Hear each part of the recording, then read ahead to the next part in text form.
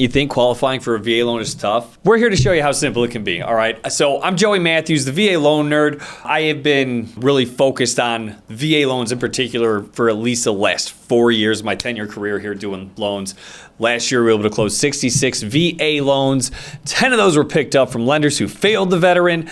And dude, this is the wheelhouse, right? This is where we make things happen. But this video is all about understanding the qualifications for a VA loan, okay? Number one, what is a VA loan? And a VA loan is a loan that's guaranteed by the Department of Veterans Affairs, right? Very simple. That's what it is. The VA doesn't write them. Lenders write them. The VA has a underwriting checklist, essentially. It's the lender handbook, the 26 Tech 7. It's available online. Literally anybody can read it. Most important chapter is number 4. That's where you're going to find your credit guidelines, your underwriting guidelines. In terms of who qualifies, or who is eligible, I should say, because qualifying and eligibility are two very different things. Eligibility says that you can get a VA loan if you qualify. So how do we know if we're eligible? Is really easy. On my end, I can just go and pull your certificate of eligibility. I use your social security number and your birth year, go to the web loan guarantee portal, and boom. Your COE, your certificate of eligibility, should pop up. If it does not, then it will give me a bunch of information to input, and then I'll have to upload your DD-214, your NGB 23 or 22, your career retirement credit report from the reserve side, just making sure you have enough character, length of service, time-wise, and your character of service qualifies. Because again, on the reserve side, you have to be discharged honorably. No ifs, ands, or buts about it. Also, surviving spouses. So the spouses of veterans, of active duty members who were killed in the line of duty or died as a result of service-connected disabilities, they also qualify. We use your deceased spouse's social, birth year, your social, your birth year, and that's how we get your certificate of eligibility in that situation. So, length of service, or on the reserve side, you're looking for 90 days of active duty service under Title 10 or Title 32 orders, at least 30 of which have to be served consecutively. Active duty time for training does not count to satisfy that amount of days. On the active duty side, at least 24 months of continuous active duty or your first term of service. And also, if you serve 90 days but are out for a hardship purpose, I've had that happen before, a government reduction of force, then you can still qualify. It's just a matter of us getting your docs, getting them to the VA, making sure you're good to go. So what counts as active duty, right? So obviously if you're active duty, hey, easy day. You're going out, you're going into the fleet after you hit your, you're done with your entry-level training, so you're done with boot camp, MOS school, School of Infantry, frickin' AIT. So after all of that entry-level training is done, now you're hitting the fleet, you're hitting your unit, hitting the ground running. That is all active duty time, and it's accruing from the day that you, for this situation, for active duty side, from the day that you go to boot camp until the day 2 years later that you hit your 24 months continuous service. You're good to go VA side. Obviously, be good. Don't be an a-hole. Don't get discharged dishonorably, anything like that, right? On the reserve side, again, Title 10 orders by order of the president, Title 32 orders by order of the governor.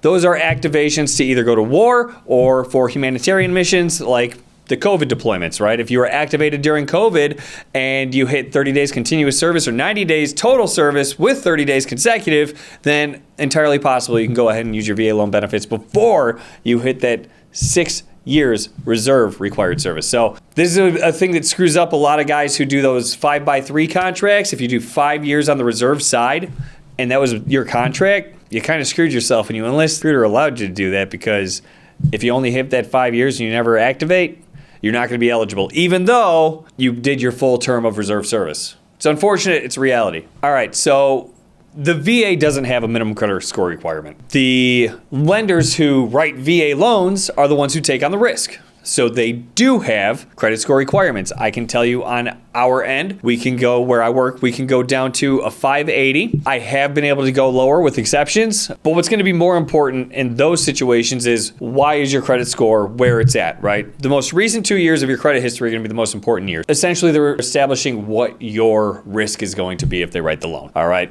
So credit score matters less for those situations than your most recent credit history, right? So again, the VA doesn't have a minimum credit score requirement. Lenders make those requirements to establish risk for what they'll do. So the beauty of the VA loan, one of the beauties of the VA loans, because there's a lot. There's no debt ratio on VA. We don't look at debt ratios, right? We look at residual income. What is residual income? Residual income is the net money you are left with after taxes are paid from your paycheck, right? And after all of your minimum monthly credit required bills are paid, all right? The VA sets a guideline for the area that you're buying in, the family size that you have, for us to know how much the VA wants you to have in pocket once all your debts are paid, because you're still gonna buy groceries, you're still gonna have an electric bill, a gas bill, all these things that don't report to credit that the VA knows that you have to pay still. So I have closed a VA loan at a 76% back end debt ratio. That would never fly with FHA. It would never fly with a conventional loan. It flew with VA because residual income was still so strong. Even at that high of a debt ratio, we were still able to close it, right? It's a very rare situation, and it's usually going to be a self-employed borrower who's doing that. And I'll let you venture a guess as to why they would be self-employed and why their debt ratios would be so high. But if you got a question about it, definitely shoot me a message, but I'm not going to say it right here. All right, so we touched on it a little bit, but length of service wise, again, on active duty, you're looking for at least 20 months, at least for the period right now, from January 1st, 1990 until now, the Persian Gulf period, which is, oh my gosh, man, that's 33 years, 35 years now. 35, that's got to be the longest period we have. Right now, 24 months of continuous active duty service, boot camp through that first 24 months. And obviously, serving honorably is generally going to be the easiest way to get it done. But if for whatever reason you don't have an honorable discharge, we will make sure that we document and appeal if we need to. I've worked with veterans to get their discharges upgraded, or at least get a certificate of eligibility generated with a other than honorable discharge, bad conduct discharge, things of that nature. As long as it's not dishonorable, we have a fighting chance.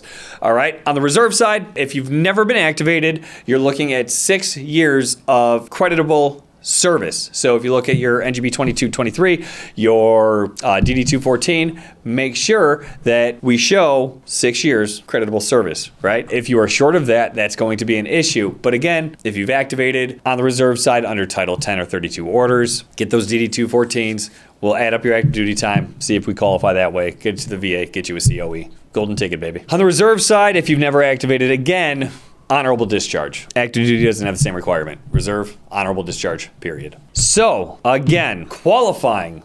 That's going to be credit, that's going to be income, that's going to be residual income, that's going to be all those wonderful things. That's qualifying. Eligibility, that is going to be, did you serve long enough and did you serve well enough that the VA will guarantee your loan? Eligibility, qualifying. Very different things, need them both, right? So we know you're eligible when we get this certificate of eligibility and it says that you are. We know that you qualify when we actually run out of pre-approval, verify through documentation that you're good to go. So I've helped out a few surviving spouses in my time, right? And these are like, you know, it's not my happiest VA loan in the world to do, but it's certainly a very earned VA loan, okay? A surviving spouse is someone who either lost their significant other to combat, to a service-connected disability that they were rated for and they were receiving disability compensation for, right? In those situations, we can still allow the surviving spouse to use that hard-earned benefit that the other spouse no longer qualifies for because or is eligible for because they passed away, right? But if you are a widow and you're in that situation and you're not sure, especially if you happen to be receiving the dependency indemnity compensation, the DIC, we can get you a VA loan, right? Reach out to me. Don't feel defeated. Let's make sure that you're able to take care of that benefit because you've already lost enough. Big deal. Surviving spouses who are unremarried, right? That's who qualifies. If you are a remarried surviving spouse, the VA loan guarantee goes away. It can't be used anymore. It sucks. And I'm not telling you to just spend your life single, but it is something to consider, unfortunately, if you are going to get remarried. Because if you are remarried to a non-veteran and you aren't a veteran yourself, then that surviving spouse VA loan goes away. Sorry. How do we know that you're eligible? Again, super easy. Call me.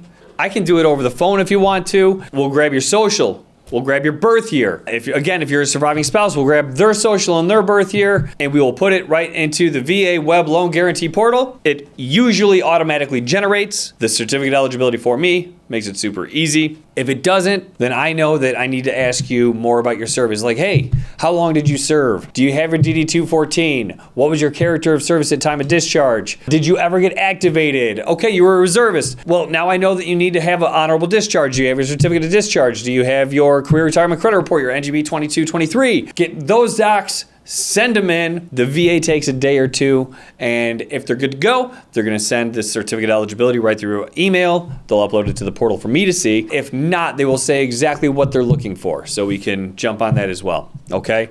Now, other things to consider as a disabled veteran. Right? So if you're receiving compensable rating from the VA, 10 to 100%, we're going to see that right on the certificate of eligibility. Because that is non-taxable income, we do gross that number up. The easy math on this, if you're receiving $1,000 every month, we know that we're seeing that net income every single month. If we need to, we can gross that number up for qualifying purposes to $1,250 a month. The only caveat to this, if you're a lender, please listen to this. Make sure that you back it out for residual income purposes. Otherwise, you can get a false reading in your automated underwriting system that is going to be way over the head of most veterans out there. But if you're a lender, you know exactly what I mean. Don't screw it up. The other big piece about the VA loan is it is supported through funding fees, okay? So active duty members that don't have a Purple Heart, veterans who don't receive a VA disability comp. If they don't receive VA disability comp, you are going to pay a funding fee. Depending on if it's your first use, if you're making a down payment, that funding fee is going to range from anywhere as high as 3.3% down to 1.25%. Totally depends on if it's a subsequent use, a first use, and how much you're putting down, if anything. I'm a big fan of never putting anything down. I'd rather keep my money in the markets where it's going to appreciate. That's just me. However, if you are receiving disability compensation, or if you're active duty with a Purple Heart, there is no funding fee, period. You are exempt. So guys, again, just to wrap it up, qualifying and eligibility, very different things. If you have any questions over it whatsoever, call me, text me, freaking smoke signal me, 630-235-2405. Send me an email at info@thevaloannerd.com. Messages on any of my social platforms, wherever you're seeing this, just shoot me a message, right? It's super easy, and I would love to just continue talking to more veterans. Realtors, you too. If you have a veteran borrower and you are not experienced with VA, please reach out. Most lenders aren't either. All right. At the end of the day, it's the least used loan product in the country. There's no doubt about it. There's very few of us who focus so hard on doing VA and doing VA well, right? It will forever be the easiest loan to screw up and the easiest loan to close if you know what you're doing. And I thankfully know what I'm doing.